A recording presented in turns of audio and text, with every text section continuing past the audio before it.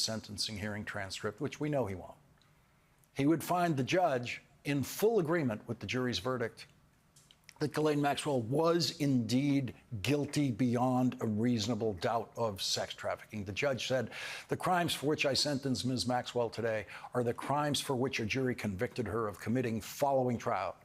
I do want to emphasize that today the sentence is based entirely on those crimes and the harm done to those victims of those charged and proved crimes. The evidence at trial established that Ms. Maxwell directly and repeatedly and over the course of many years participated in a horrific scheme to entice, transport, and traffic underage girls, some as young as 14, for sexual abuse by and with Jeffrey Epstein. I will pause on those words for a moment, by and with Epstein.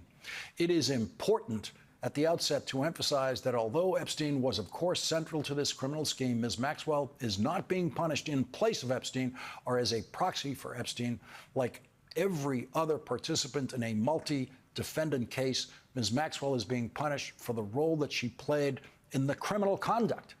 As to that role, the trial evidence established that Ms. Maxwell was instrumental in the abuse of several underage girls and that she herself participated in some of the abuse, and it is her conduct for which she has been convicted in the court under the laws of this country, and it is her conduct for which she must be held accountable. And we know when Donald Trump pretends to look at it, he won't read what Virginia Giuffre, a victim of Jeffrey Epstein and Ghislaine Maxwell, who took her own life earlier this year, said at the sentencing hearing. Virginia Giuffre could not bring herself to actually speak that day. Instead, her lawyer read a statement that said in part, quote, Ghislaine, 22 years ago in the summer of 2000, you spotted me at Mar-a-Lago in Florida, and you made a choice. You chose to follow me and procure me for Epstein. Just hours later, you and he abused me together for the first time. Together, you damaged me physically, mentally, sexually, and emotionally. Together, you did unthinkable things that still have a corrosive impact on me to this day. I want to be clear about one thing. Without question, Jeffrey Epstein was a terrible pedophile. But I never would have met Jeffrey Epstein if not for you. For me and for so many others, you opened the door to hell. And then, Ghislaine, like a wolf in sheep's clothing, you used your femininity to betray us, and you led us all through it.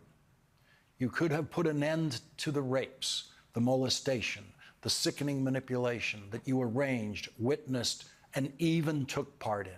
You could have called the authorities and reported that you were part of something awful. Ghislaine, the pain you have caused me is almost indescribable. Because of your choices and the world you brought me into, I don't sleep. Nightmares wake me at all hours.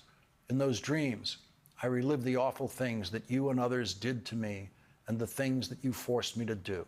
Those memories will never go away. Ghislaine, you deserve to spend the rest of your life in prison, in a jail cell. You deserve to be trapped in a cage forever, just like you trapped your victims.